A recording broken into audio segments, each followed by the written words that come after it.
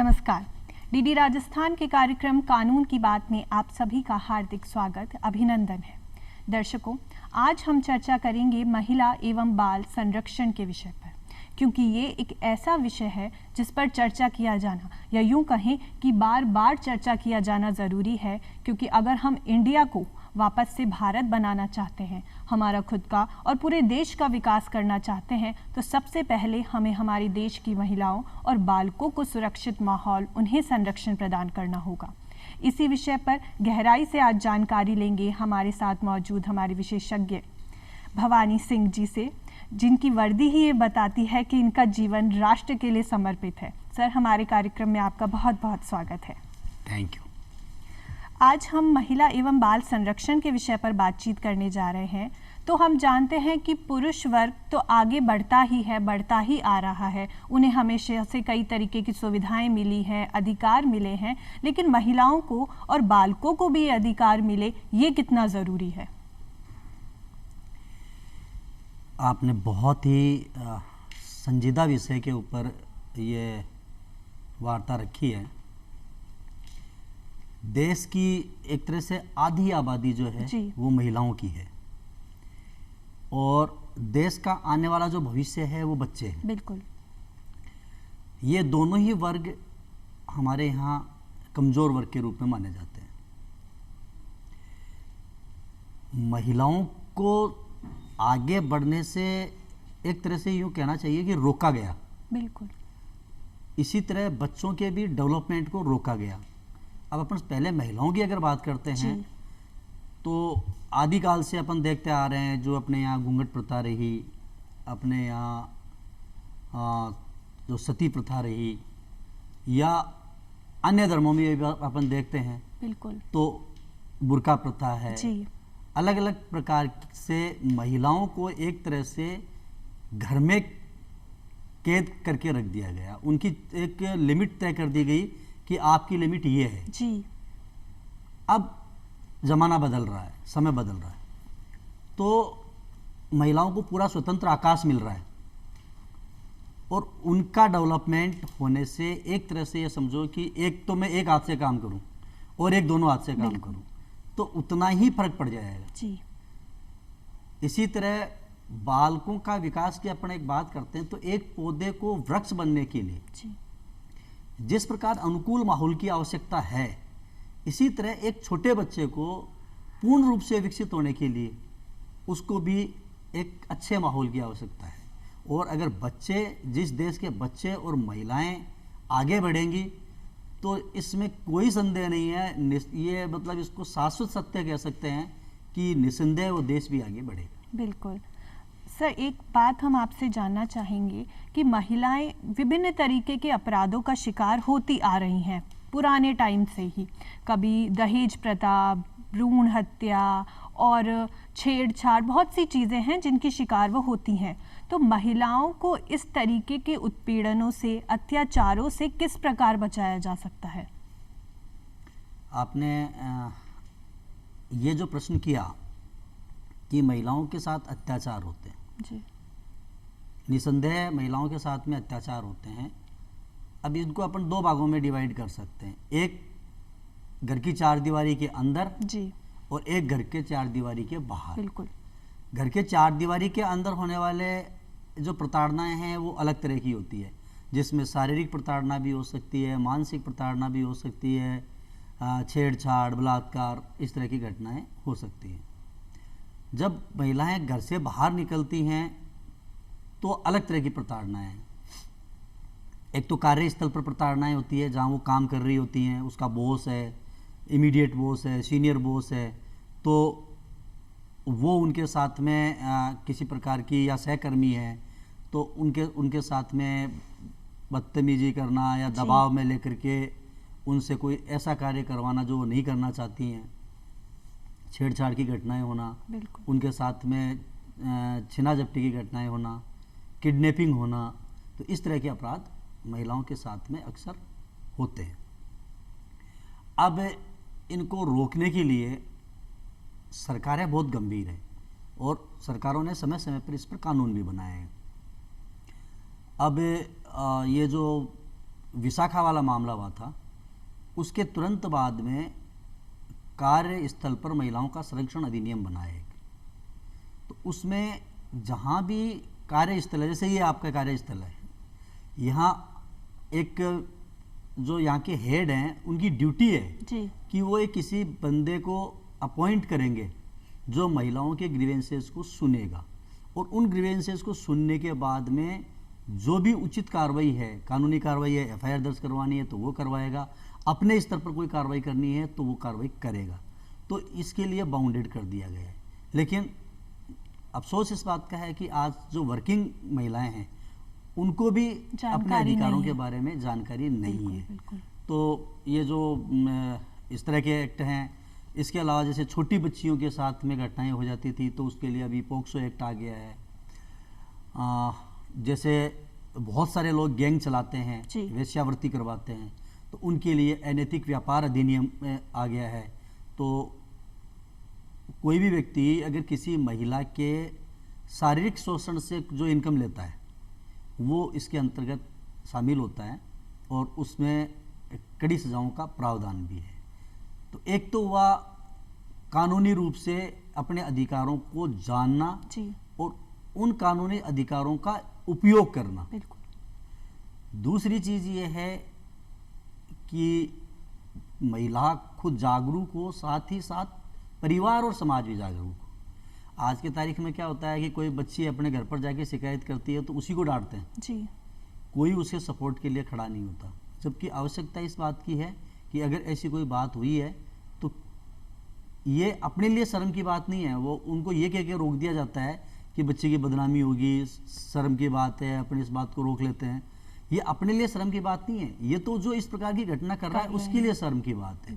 तो ये जो समाज की मानसिकता है इसको बदलना होगा। और सर यही समझ में आता है कि जो महिलाओं के खिलाफ अत्याचार होते हैं या अपराध होते हैं उसमें मेन कारण जो दिखाई पड़ता है वो है हमारी मानसिकता। हमें सोच बदलनी होगी, और दूसरी चीज़ ये कि हमें जागरूक भी होना पड़ेगा। जैसे आपने बताया कि कई तरीके के कानून हैं, वर्क प्लेस पर, कार्यस्थल पर भी है ना, सबकी ड्यूटी है एम्प्लॉयर की कि वो अपने जगह एक ऐसी व्यवस्था रखे कि महिलाओं को कोई भी प्रॉब्लम है तो वो वहाँ शिकायत कर सकती है। लेकिन महिलाओं को खुद को ही नहीं पता, तो फिर कैसे काम चलेगा।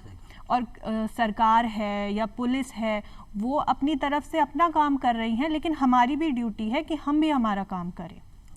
सर बालकों के बारे में जानना चाहेंगे कि केवल महिलाएं ही नहीं, बालक भी बहुत तरीके के अपराधों के शिकार होते हैं। इस बारे में आप क्या बताना चाहेंगे? देखिए, बालकों के साथ जो अपराध होते हैं और जो अभी तक मेरा एक्सपीरियंस रहा है वो दो तरह के अपराध मोटे तौर पर होते हैं।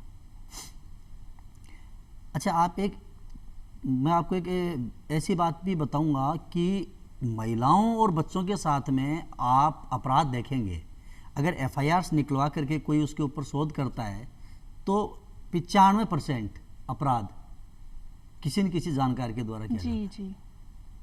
या तो परिवार का कोई सदस्य होगा या कोई पड़ोसी होगा। 5% अपराध ऐसे मिलेंगे जो किसी अज्ञात व्यक्ति ने किसी महिला या बच्चे के साथ अपराध कर दिया और पता भी नहीं चला। तो 95% अपराध अपने जानकार लोग करते हैं। इसलिए मेरे कहने का अर्थ ये है कि एक तो जो यौन शोषण जो होता है छोटी बच्चियों के साथ में, छोटे बच्चों के साथ में, महिलाओं के साथ में, इसका मुख्य कारण है परिवारजन के द्वारा इस प्रकार की घटनाएं करना। क्योंकि उस बच्ची के साथ परिवार का कोई आदमी इस प्रकार की घटना कर रहा है तो वो बताने में झिझकती है, डरती है, और घर वाले भी उसको एक्सेप्ट नहीं करते। कोई छोटी बच्ची है अपने पड़ोसी बच्चे के साथ खेल रही है तो घर वाले उस पर इतना गौर नहीं करते हैं। सगे जो भाई बहन हैं, चाचा ताऊ के भाई बहन हैं, एक उम्र के बाद में जैसे जगह कम होती है, कंजस्टेड होता है, तो साथ सोते हैं, वहाँ भी अपराध होने की संभावनाएं रहती हैं। तो इस तरह से थोड़ा सा एक तो घर में अवेयर रहें, मदर फादर बाकी जो सीनियर लोग हैं वो बच्चों के प्रति और उनकी गतिविधियों पर थोड़ी सी नज़र रखें। दूसरा बाल मजदूरी है, जो गरीब परिवारों के लिए, इनके लिए तो माफियाज हैं जो एक तरह से गरीब बच्चों को, गरीब परिवार के बच्चों को लाते हैं, उनसे कारखानों में काम करवाते हैं, चूड़ी घरों में काम कराते हैं, प्रॉपर खाना नहीं देते हैं, कुपोषित वो बच्चे हो जाते हैं। तो बालकों के साथ में जो चाइल्ड ट्रैफिकिंग है, बच्चों की जो ट्रैफिकिंग है, ये भी एक बहुत बड़ा अपराध है। मारपीट करना, उनके साथ में वही, उनके साथ में सेक्सुअल हरेसमेंट होता है, उनके साथ में मारपीट होती है, उनको खाना कम दिया जाता है, आवश्यकता से ज़्यादा उनसे काम लिया जाता है। इस प्रकार के अपराध अक्सर बच्चों के साथ में होते हैं। तो इसके लिए भी एक्ट बना हुआ है कि 14 साल से कम के बच्चों को आप किसी भी कारखाने में नहीं लगाएंगे। और 14 साल से लेकर 18 साल तक के जो बच्चे हैं, जिन्हें अपन किशोर कहते हैं, बालक के डेफिनेशन के हिसाब से बालक है 14 साल तक, और 14 से 18 तक के जो बच्चे हैं वो किशोर बच्चे कहलाते हैं। उनसे काम लेंगे तो उसके लिए शर्तें निर्धारित है। अच्छा। कि कितने अवकाश देंगे, कितने टाइम काम करवाएंगे। दूसरा, अभी पोक्सो एक्ट बना है, जो छोटे बच्चों के साथ में, 18 साल से कम के बच्चों के साथ में यौन अपराध होते हैं, उनके लिए स्पेसिफिक एक पोक्सो एक्ट बना दिया गया है, जिसमें आजीवन कारावास और फांसी तक की सज़ा का भी प्रावधान है। लेकिन आवश्यकता है, वापिस वही बात है कि उस कानून को जानने की, उसका उपयोग करने की। जी सर, इस तरीके के कानून बनाए गए हैं, जैसे आपने पॉक्सो एक्ट का जिक्र किया, तो ये एक्ट के तहत यदि किसी बच्चे के खिलाफ कोई अपराध किया गया है तो वो किस प्रकार से अपनी शिकायत कर सकता है? जैसे बच्चा खुद शिकायत करे या फिर उसकी तरफ से उसके पेरेंट्स, घर वाले वो शिकायत कर सकते हैं? कहाँ ऐसी शिकायतें की जाती हैं, ये आपसे जानना चाहेंगे। देखिए साहब, आप FIR की जो बात है वो चाहे बालकों से संबंधित हो, चाहे बड़ों से संबंधित हो, 154 CRPC जो है उसमें FIR दर्ज करने के लिए प्रावधान दिए हैं। यहाँ राजस्थान में अपने सबसे अच्छी बात ये है कि यहाँ पर फ्री FIR कर दी गई है। अच्छा।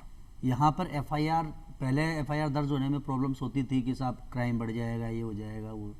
अब बिल्कुल स्पष्ट निर्देश हैं सरकार के भी और हमारे अधिकारियों के भी कि किसी भी सूरत में आप किसी भी व्यक्ति को FIR दर्ज करने से मना नहीं करेंगे। तो ये आपका राइट है। और अगर आपको कोई मना करता है तो आप तुरंत वहीं से आप वहाँ के जो DCP है, SP हैं, उनसे बात कर सकते हैं।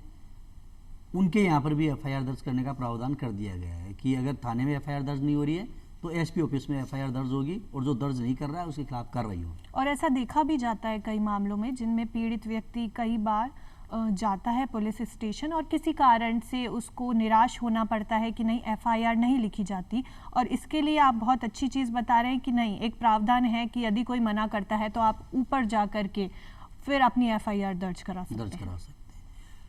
फिर भी अगर आपको ऐसा लगता है कि साहब थाना भी नहीं सुन रहा है, SP साहब भी नहीं सुन रहे हैं, ऊपर के अधिकारी भी नहीं सुन रहे हैं, तो आप 156(3) CRPC के तहत कोर्ट से अपनी FIR दर्ज करा सकते हैं। अच्छा। तो वो FIR कंपलसरी है, पुलिस को दर्ज करनी ही पड़ेगी।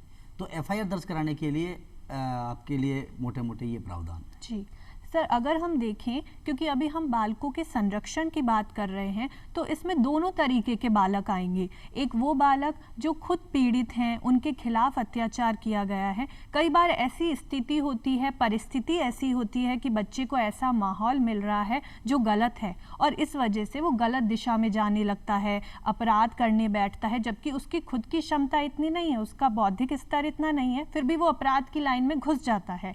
ऐसी स्थिति में यदि पुलिस किसी बच्चे को पकड़ती है तो क्या व्यवहार उस बच्चे के साथ किया जाता है, या यदि उसे सजा मिलती है तो क्या उस तरीके का व्यवहार उसके साथ होता है, थोड़ी कोमलता बढ़ती जाती है, या किस प्रकार किया जाता है? बहुत अच्छा क्वेश्चन किया आपने।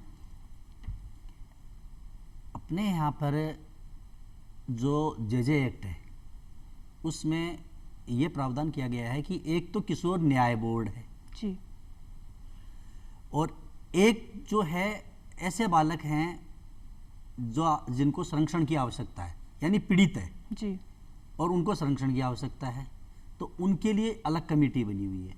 और किशोर न्याय बोर्ड है जो वो आपने जो पहले बच्चे पूछे हैं जी, उन बच्चों की सुनवाई करता है। अच्छा। उसमें एक तो प्रथम वर्ग मजिस्ट्रेट होते हैं, 2 मेंबर होते हैं जो सरकार से की तरफ से नियुक्त किए जाते हैं, उसमें एक महिला का होना कंपलसरी है। अच्छा, तो ये 3 लोगों का बोर्ड बैठता है।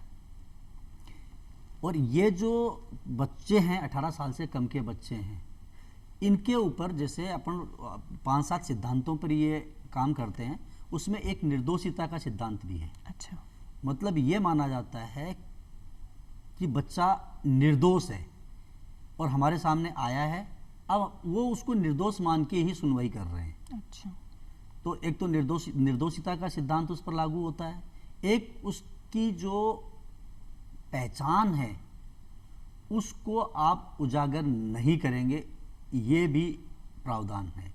यानी उस बच्चे का रिकॉर्ड में कहीं नाम नहीं होता है और 18 साल से कम उम्र के बच्चे द्वारा किए गए अपराध का उसके भविष्य पर कोई प्रभाव नहीं पड़ता है। तो काफ़ी कोमलता बच्चे के साथ मतलब में ये बरती समझा जाती है। नहीं जाएगा कि 18 साल से कम एज के बच्चे ने यदि कोई अपराध किया है तो ये उसकी डिस्क्वालिफिकेशन नहीं मानी जाएगी। डिस्क्वालिफिकेशन नहीं मानी जाएगी उसकी। और वहाँ उनको देख रेख में रख करके और उनको वहाँ पर गाइड किया जाता है, बीच बीच में उनको उनकी काउंसलिंग की जाती है ताकि वो अपराध की दुनिया से बाहर निकल करके एक अच्छे नागरिक बन सकें।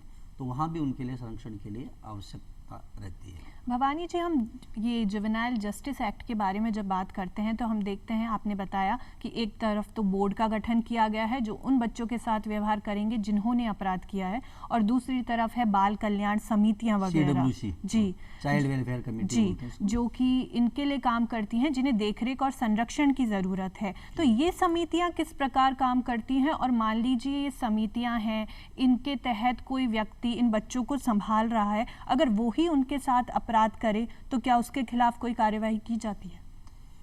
चाइल्ड वेलफेयर कमेटी जो होती है उसमें 5 मेंबर होते हैं, ये राज्य सरकार के द्वारा नियुक्त की जाती है। इसमें भी एक महिला का होना आवश्यक है और इन सबको कम से कम 7 साल का एक्सपीरियंस होना चाहिए बच्चों के लिए काम करने अच्छा। का। उसके बाद ही उनको नियुक्ति मिलती है। तो हो सकता है किसी NGO में काम किया हो या कहीं और काम किया हो, तो उसके साथ वो कमेटी बनती है। उनके संरक्षण के लिए, उनके बेस्ट हितों के लिए वो कमेटी ही डिसाइड करती है कि इस बच्चे के संरक्षण के लिए क्या किया जाए। सेकंड, आपने जो पूछा कि जो वहाँ के संरक्षक है, जो वहाँ काम कर रहे हैं, वो भी अपराध कर सकते बिल्कुल। हैं। लेकिन अगर इस तरह का कोई अपराध वहाँ का कोई व्यक्ति करता है तो अब आप ये देखिए कि कानून में जो पोक्सो एक्ट है अपने, उसमें इस बात का विशेष प्रावधान किया गया है कि जैसे कोई पुलिस ऑफिसर हो, कोई डॉक्टर हो, या जिसके संरक्षण में बालक है जी, ऐसी कोई संस्था हो, उसका वो व्यक्ति अगर कोई बालक के साथ में अपराध करते हैं तो उनके लिए अन्य व्यक्तियों की अपेक्षा कड़ी सजा का प्रावधान किया गया है। जी, जी, जी। और ये ज़रूरी भी है, ये जरूरी क्योंकि है। उनका तो दायित्व भी है कि उन छोटे बच्चों को संभाल के रखें, हाँ, बिल्कुल। उनका पालन पोषण अच्छे से करें। सर, एक और चीज़ आती है कि कई बार छोटे बच्चे होते हैं जिन्हें हम आए दिन अखबारों में देखते हैं कि छोटे बच्चों को कभी झाड़ियों में छोड़ दिया गया या कहीं और छोड़ दिया गया। ऐसे बच्चों को फिर अनाथ आश्रम में भेज दिया जाता है।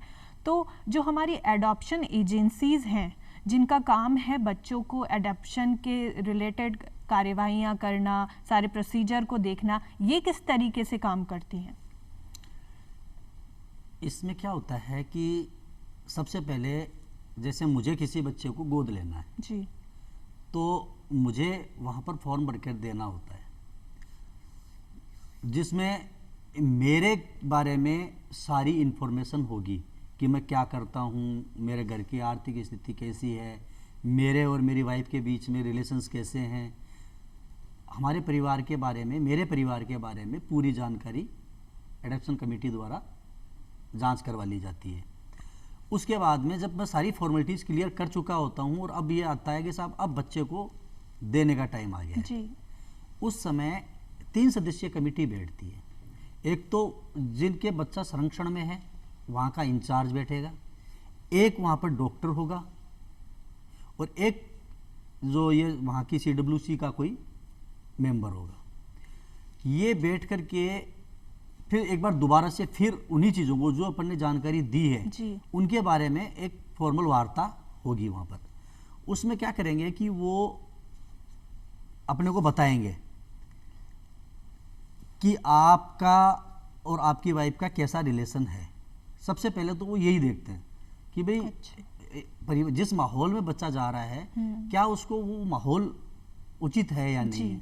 एक डॉक्टर होता है तो डॉक्टर सारी मेडिकल रिपोर्ट्स देखता है कि भाई बच्चे को कोई ऐसी परेशानी तो नहीं है, कोई बीमारी तो नहीं है, ताकि वो बता सके कि साहब ये बीमारी है। डॉक्टर ये भी देखेगा कि जो मदर फादर इसको लेके जा रहे हैं कहीं उनके तो कोई गंभीर बीमारी नहीं है, कल को कोई कैंसर पेशेंट आ गया और ले गया और उसके बाद में कोई संभालने वाला ही नहीं है।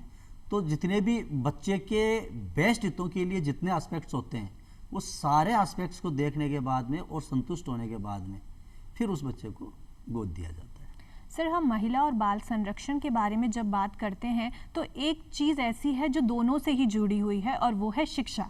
अगर हमारी शिक्षा व्यवस्था, शिक्षा प्रणाली अच्छी होगी, महिलाएं भी शिक्षित होंगी, बालकों को भी अच्छी शिक्षा मिलेगी तो निश्चित ही दोनों का ही विकास होगा। शिक्षा का बेहतर होना और दोनों वर्गों तक पहुंचना कितना ज़रूरी है? देखिए साहब, शिक्षा एक ऐसा विषय है जिसके बारे में मुझे नहीं लगता कि किसी प्रकार का कोई डाउट है जी। कि शिक्षित व्यक्ति और अशिक्षित व्यक्ति दोनों में बहुत बड़ा अंतर होता है जी।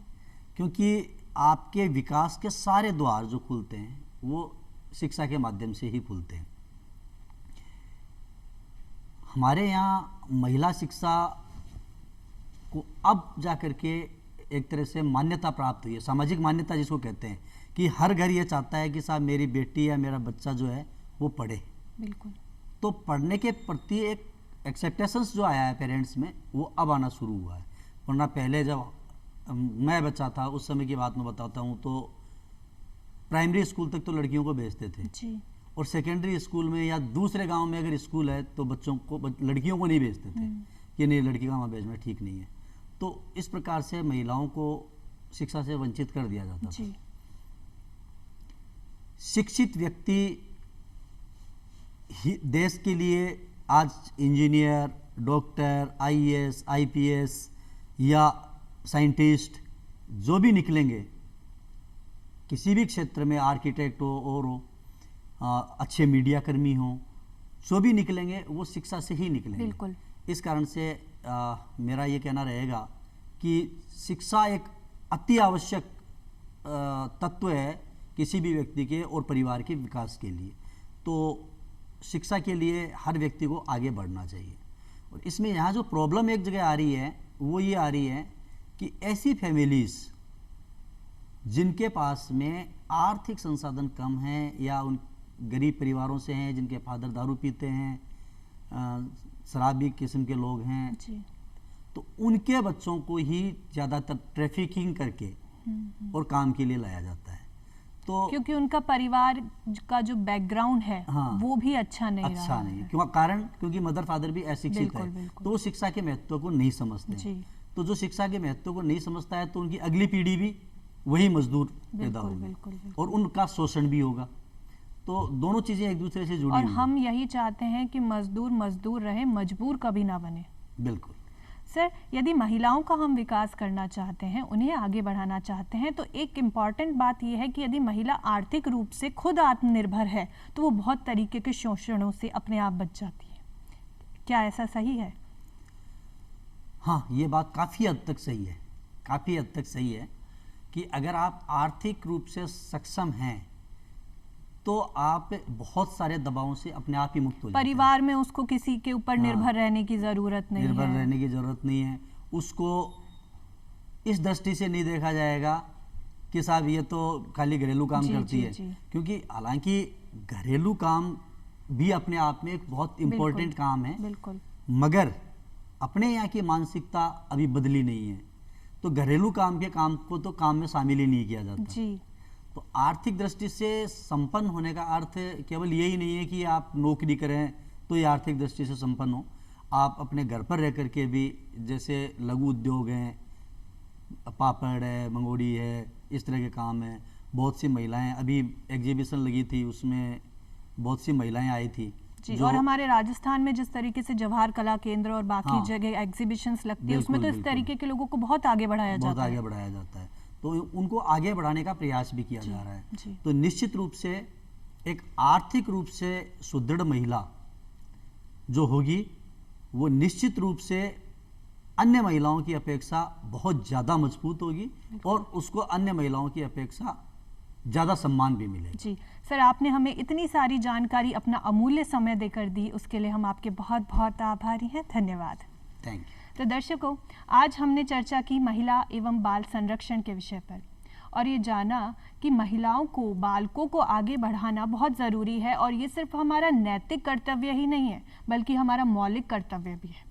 समाज में बदलाव लाना कोई आसान काम नहीं है, लेकिन फिर भी हम प्रयास करते रहें, अपनी कोशिश जारी करते रहें, क्योंकि सिकंदर कभी हालात के आगे नहीं झुकता। तारा अगर टूट भी जाए ज़मीन पर नहीं गिरता और गिरते हैं दरिया ही समंदर में, मगर कोई समंदर दरिया में नहीं गिरता। राष्ट्रहित से जुड़ी बातें फिर करेंगे, फिर चर्चा होगी। तब तक के लिए इजाज़त दीजिए। नमस्कार।